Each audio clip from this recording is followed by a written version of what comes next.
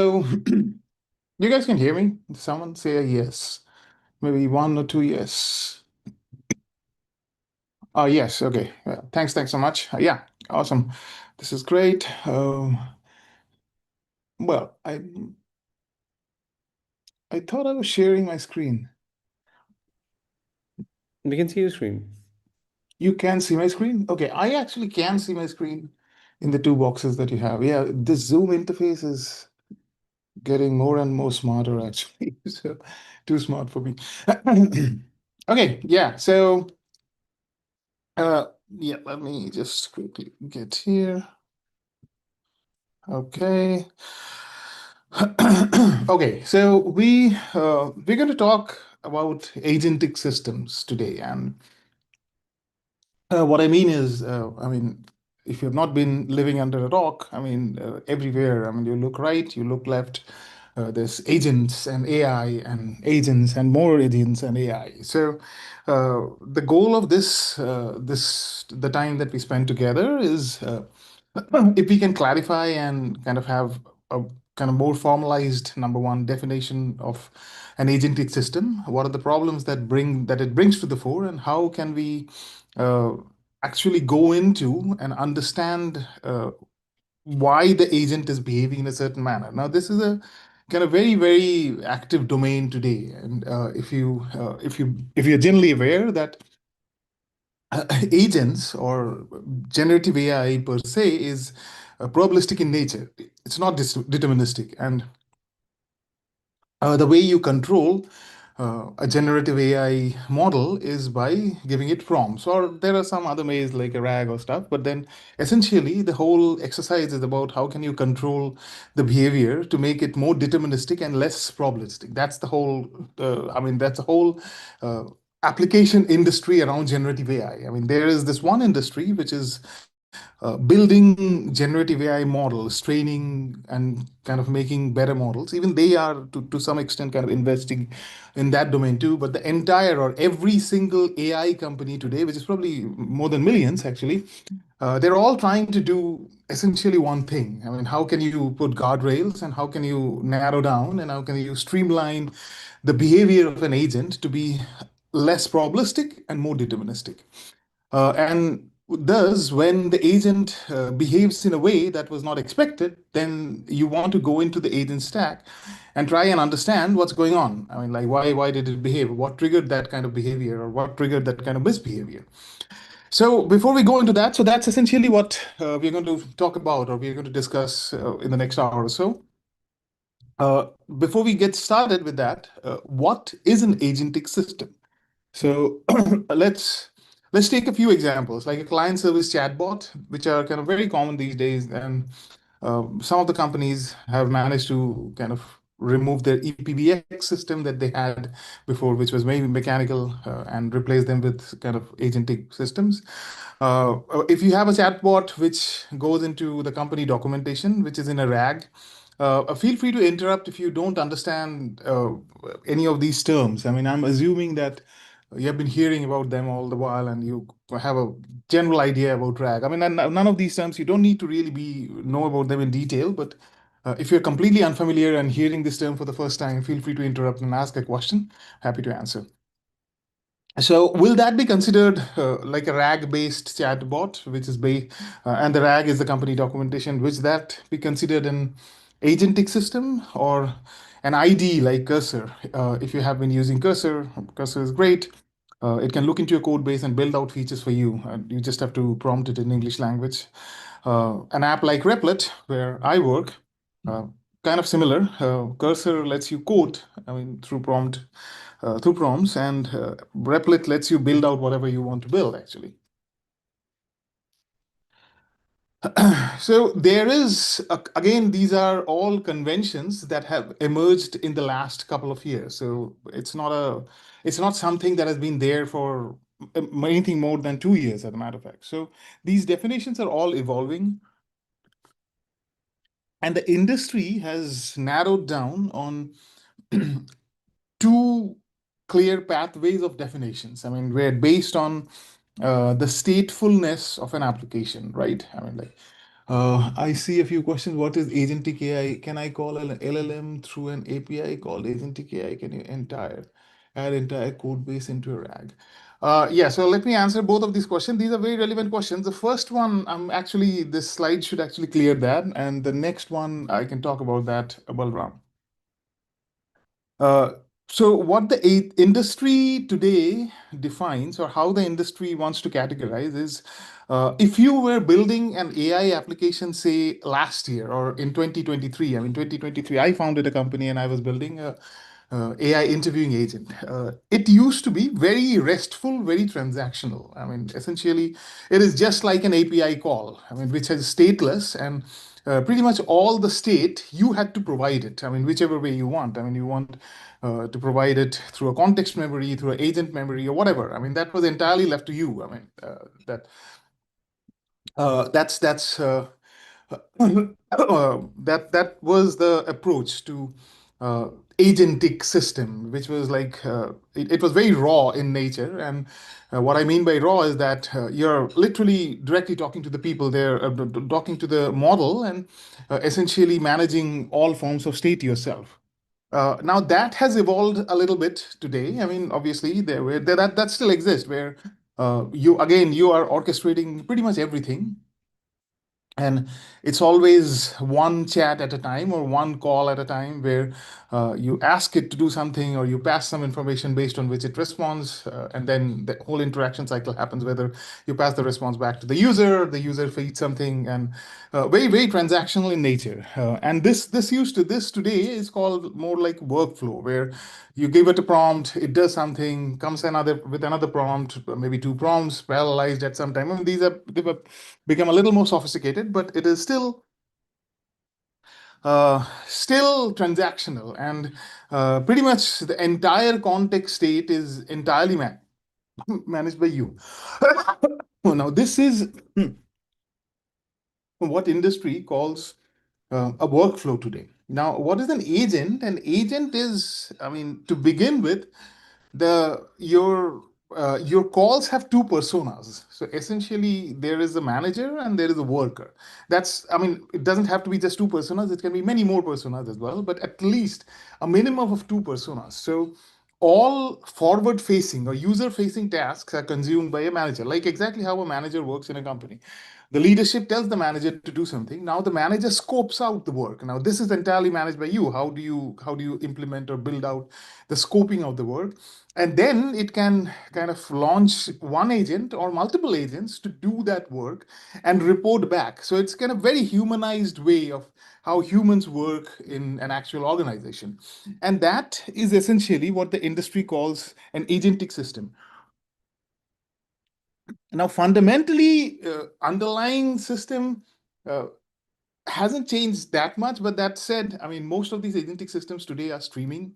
They kind of operate over dedicated connection, more like WebSockets, that kind of stuff. So when you ask a question, I mean, it also responds in multiple steps. I mean, if you interact with Claude today, Claude gives you responses. I mean, Claude, if you use Claude 4 onwards, I mean, Claude 3.5 is still kind of very transactional in nature. Claude 4, 4.1, both of them are kind of very streaming based, where you provide a context and it responds in steps.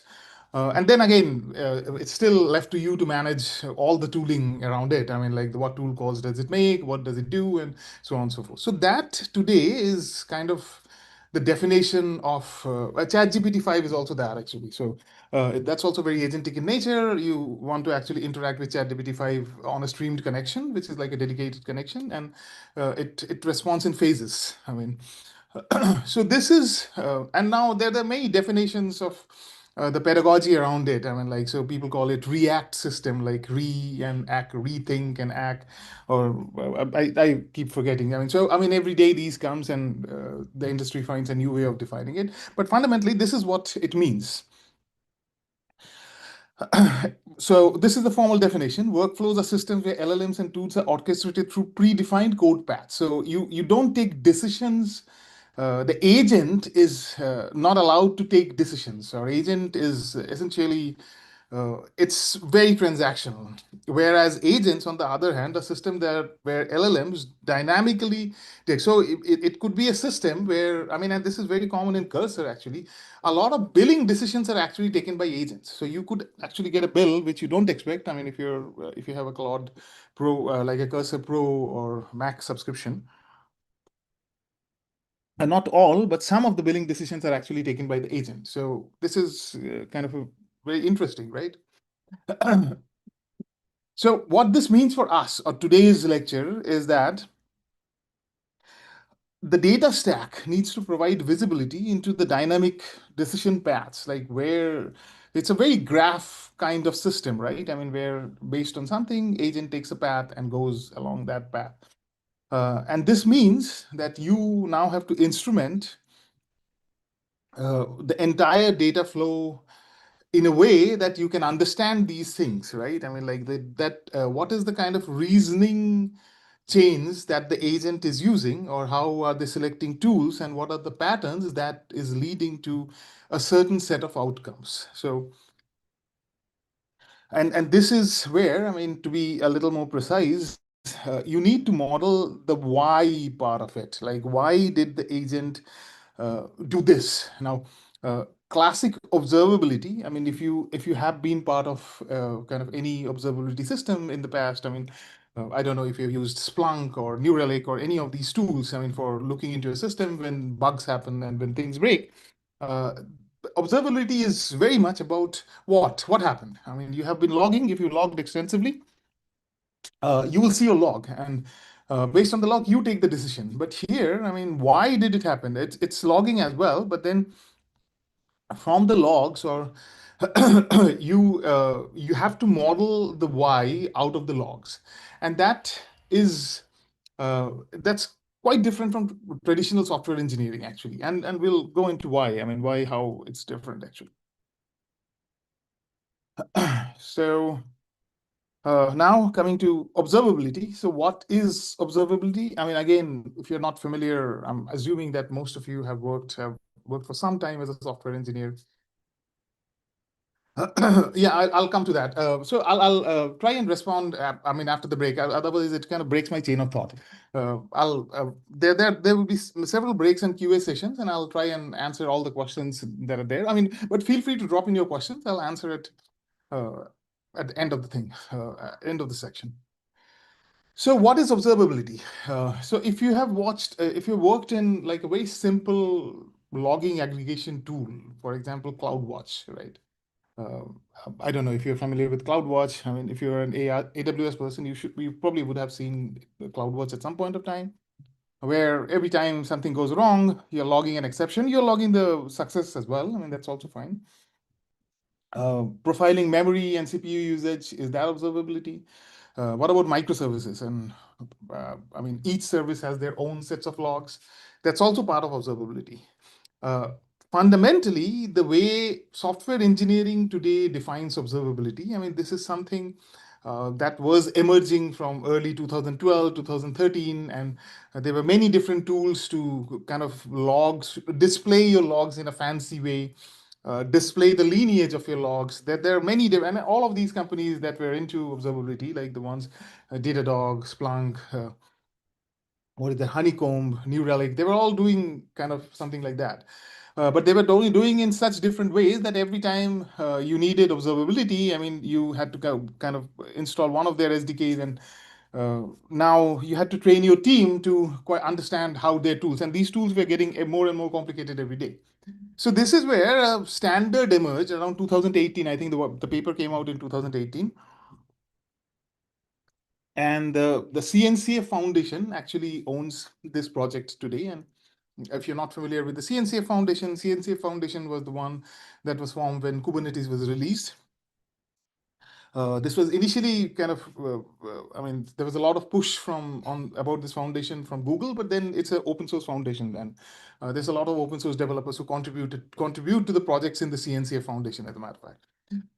So the goal observability was trying to solve is that, I mean, now systems were not client server systems that you can go and look into the server logs and kind of make sense of what's going on. I mean, they were microservices, and microservices meant that one system was kind of passing context to another system, which was passing context to another system, and you really needed to look at the log, the entirety of the log, to make sense. Sometimes bugs were so difficult and complicated that I mean, looking at piecemeal logs from individual systems were not good enough. I mean, which is why the whole idea of like a universal trace came across, and this is the idea.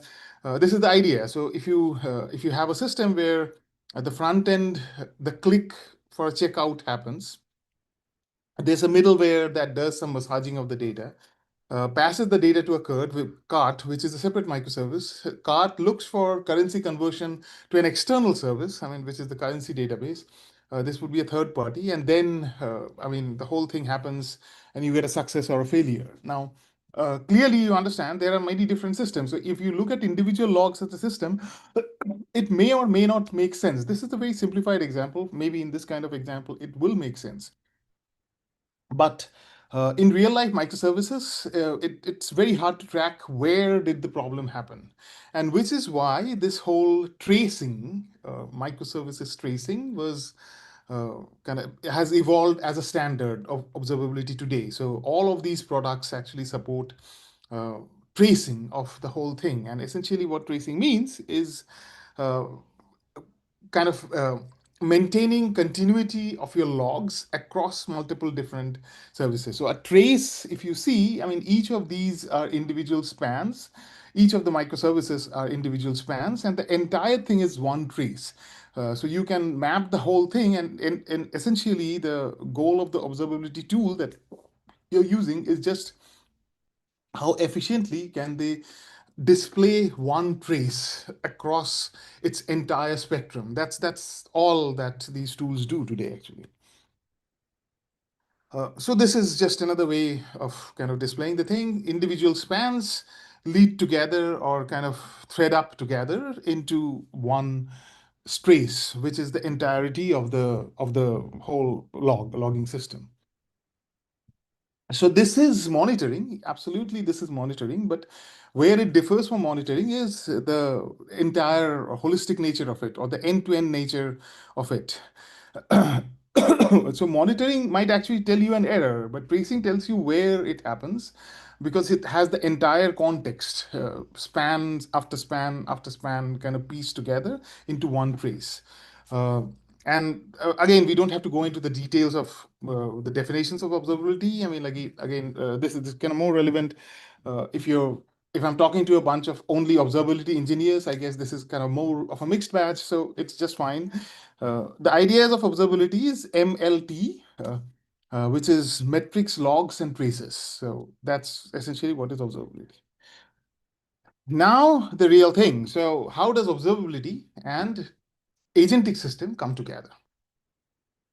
So agentic systems are also microservice-based system, right? I mean, like, so depending upon what you call a microservice, I mean, a microservice could be a part of a monolithic service as well. Like, for example, most agentic systems depend upon how you have architected.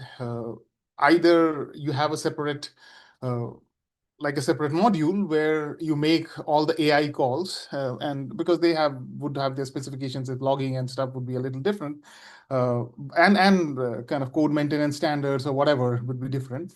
But it's still going to be an external call, right? I mean, like, so there are your backend calls or your system calls, and then there would be these external calls, and if they might fundamentally use different technologies as well, completely. So, for example, I mean, if your backend is like a REST API, I mean, you could be getting data through REST API, but then you might be interacting with your agent on a streaming connection, at matter of fact, and pass it back to the caller of the client through data. I mean, so there are many different ways to kind of handle that. I mean, we don't have to go into that right now, but oh, sorry, oh, not yeah.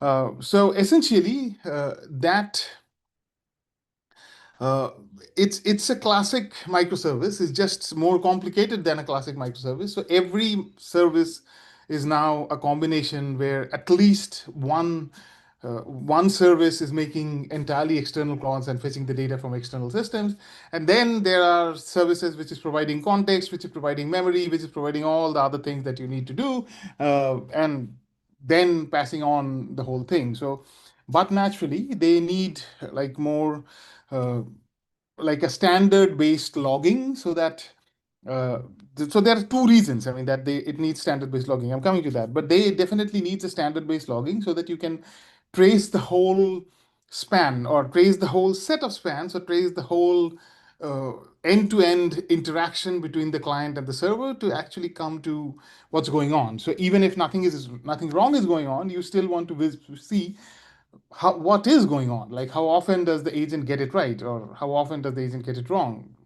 All questions are relevant questions, right? Okay. Oh, sorry. Yeah, so let me just take a last thing, and then maybe Rohan can resume. So the idea is, I mean, and why this is hard, I mean, is primarily because there are many different tools, and typically since 2018, I mean, 2018 was probably early days. I mean, from 2020, 2021 onwards, most companies have started migrating to more often open telemetry standard based logging. So you are not logging to an SDK. Typically, most companies don't use an SDK anymore, because you might be logging to two different systems. I mean, there are many different systems that have evolved, which have their own strengths and weaknesses. Once you start implementing SDKs, there's a lot of redundant code in your code base. I mean, every time there's a new framework that you want to try out, I mean, now you have to implement the SDK and rewrite all your logs and stuff to kind of use that SDK to log that. That's not a scalable method at all. And now with agentic systems, there's a whole bunch of these new agent observability stacks or tools that have come in, like Brain Trust, LangFuse, LangChain has been there for some time. So all of these, Arise AI, they're all great tools. I mean, which gives you visibility into your agent stack. And these tools have just like literally come up in the last year. So you don't really know which one is better than the other. And most AI companies are constantly trying out all these different options. So now the data, actually not even the data engineer, the let's we haven't come to a data engineer space, but the organization has to find a way where it can log to such hard OpenTelemetry standards that these log can be used for any system or any observability tool that you're planning to use in your stack. So that's kind of the problem, or that is where we are in solving the problem. So Rohan, let me just look at it. I think I missed out a few slides in the middle. Just give me a second. Yeah, I think I missed out a few slides, but nonetheless, we'll have enough time to cover it. So I see there are two questions still on the panel. Uh, Now, single agent versus multi-agent. Again, I think the industry is rife with many definitions. Uh, Typically, agentic systems are all more than one agent. I mean, and as I said, at a minimum of one manager and one or more worker. Essentially, the manager takes the task and is kind of the throttler, kind of channelizes into different directions, and then takes a completion report from the worker. So that's a typical agentic system. It's almost always more than one agent. Uh, Snowflake and Databricks. So this is kind of outside the purview of exactly this class, but yeah, we do actually cover Snowflake and Databricks, both of them, in our data engineering course. So that's unrelated to this. Oh yeah, yeah. Let me share now. Actually, I haven't started sharing. Can you see them now? I mean the slides. Yep, we can. Okay, perfect, awesome. So modeling agentic data. This. Uh, So the biggest problem, I mean, so this is, if you see the screenshot on the right, I mean, this is the tool that I actually built at Triplet. I mean, like, so it's an internal system where we track how an agent is behaving. And if you see, I mean, at every layer or every step, whatever you want to call it, there is a reasoning which creates nested loops. There's a branching conversation flow, and it's not like a flat linear pipeline. I mean, like that's critical here actually. So also the volume of data in an agentic system is unparalleled to anything that anyone has dealt with. I mean, maybe this is outside of IoT data. IoT data is also kind of very large in terms of volume, but then agentic system have explosive volume. So I mean, at one point of time, I looked at Replit average day. We have like 53 million chat threads. Chat threads, like each thread has multiple different chats actually. And then there's temporal dependencies like agent learning span, session insights. Again, that requires modeling across time windows. How long did it take, and that kind of question. So it's you understand the point is it's a hard problem actually. So uh, how do you extract actionable insights from the agent? I mean, obviously you can do pattern recognition, identify successful agent behaviors to codify into like an improved decision logic. You can instill anomaly detection, like flag when agents deviate from their proven patterns or make consistently poor choices. That's one. And optimizing feedback loops, like use historical decision outcomes to retrain agent reasoning models. So these are a few of the many ways that you can uh, extract actionable insights from agent.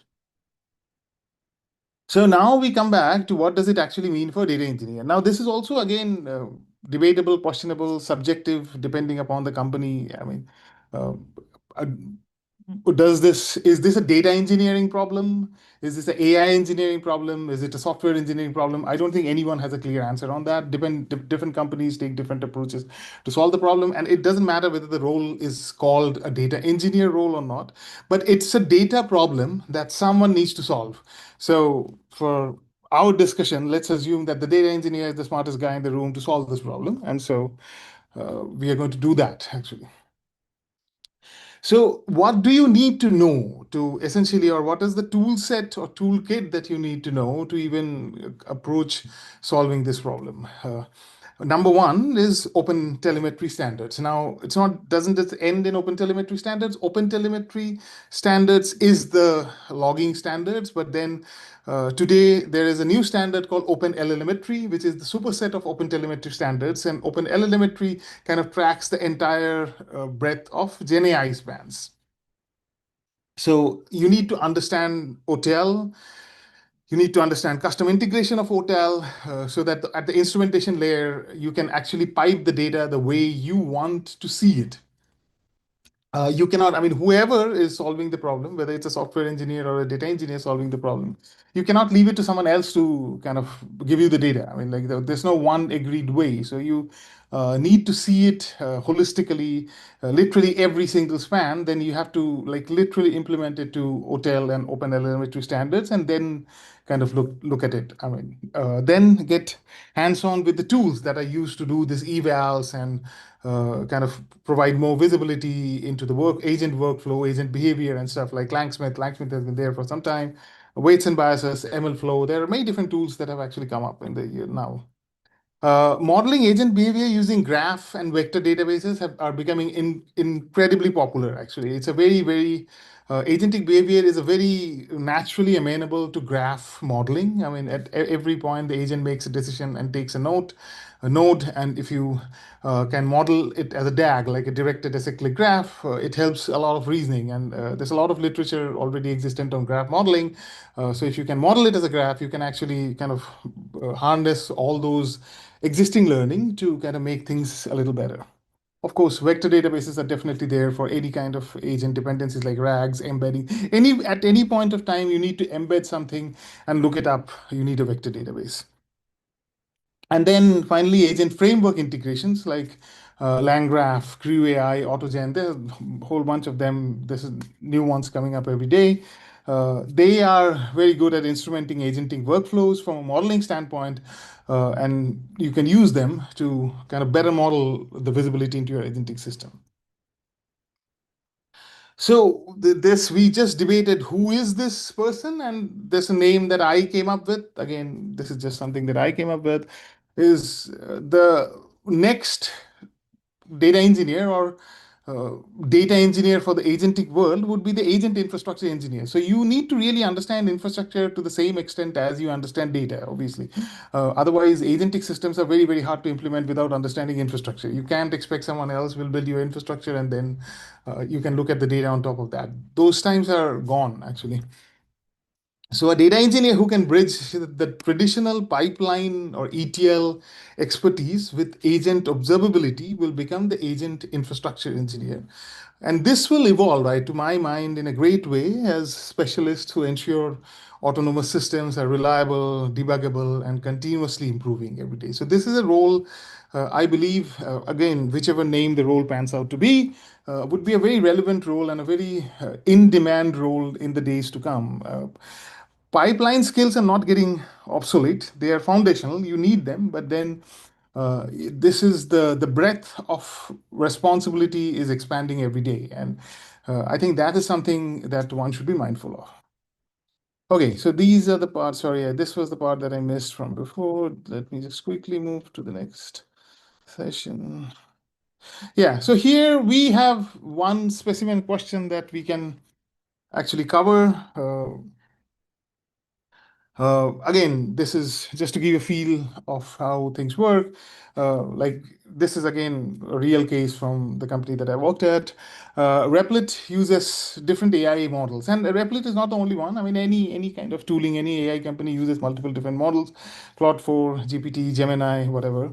And you are given a task to calculate profit margin by model SKU. SKU is stock keeping unit, and what I mean by model SKU is by model, so model name. So if you're, and again in Replit also we do the same thing where for small tasks, small and easy tasks, predictable tasks, we use lesser models. I mean models which are cheaper, easy to use, and for more complicated tasks and kind of building out agent blueprints and kind of building out bigger things, we use the more expensive and the top of the line model actually. So the way we need to calculate cost is model the API costs per token. I mean, obviously, then model the. I mean, we want to calculate profit margins, right? I mean, and this is a very very common, a very serious question that all AI companies are asking themselves today, and they keep asking every day.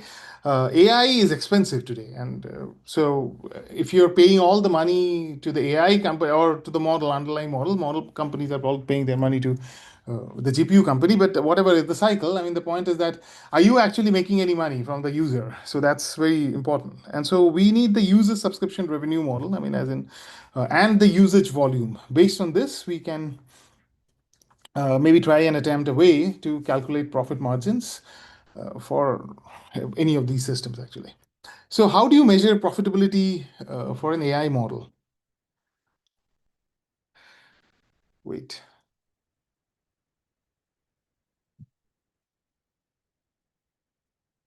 Okay, so this is, yeah, sorry, I lost track of this slide actually for some time. So this is the pipeline that we actually built. Obviously, the one that we built is slightly different, slightly more sophisticated, but then essentially this is the path. I mean, this is the path that we took to build out a ETL pipeline that would help us understand or kind of compute profitability for agents. I mean, so the top layer is the code data. We need the code data to actually do anything out of the whole system. And this data comes from Langsmith. We use Langsmith. So Langsmith this is specific to our use case, where all traces are stacked up in Langsmith. So we have like a whole bunch of data in Langsmith actually. Then user events, user data, all user ID, session ID that comes from the production database. Stripe data, we use Stripe for payments and stuff, so that gets our pricing model. And then in-front pricing cost. So this is the in-front pricing cost is actually the long-term cost as well. I mean, our vendor, cloud vendor, we use GCP, so getting all that data from GCP. So we have a pipeline which is scheduled using Airflow. I mean, and the pipeline essentially gets this data from multiple different systems and writes into our data warehouse, which is BigQuery. Then we do our run enrichment or our bad jobs which are in DBT on top of this data that has been fetched through the daily ingestion pipeline. And what these bad jobs do is different thing: cost attribution, revenue allocation. These are all separate jobs which do these individual compute, margin calculation, data quality tests, blah blah blah. Literally all of them actually. And finally, this gets stored back into, again, our data warehouse, our data marts, and which has individual data marts for individual components. I mean, some of this data is used by marketing. There are some kind of tables we build exclusively for marketing with their needs in mind. And then there are some tables which are used by finance. That's for their, I mean, again, specifically built for them. And of course, then there's product, I mean, like, which is super, super important.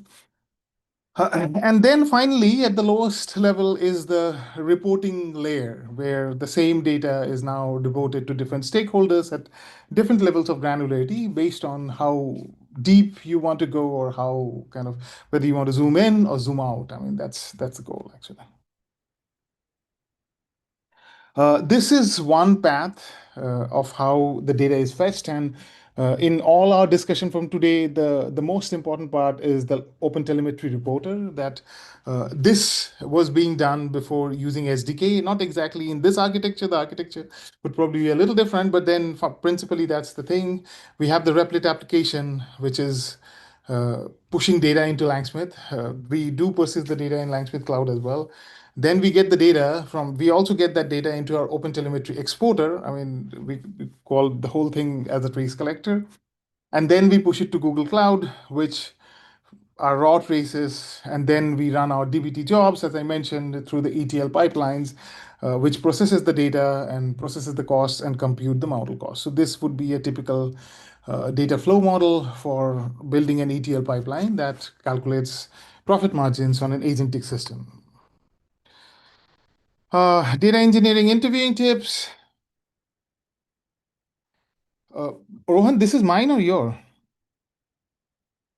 This is Okay. I yours think in the end, yeah, the last part. last one. Yeah, correct. Okay. So yeah, this is the last one, and then I can open the floor up for question answers.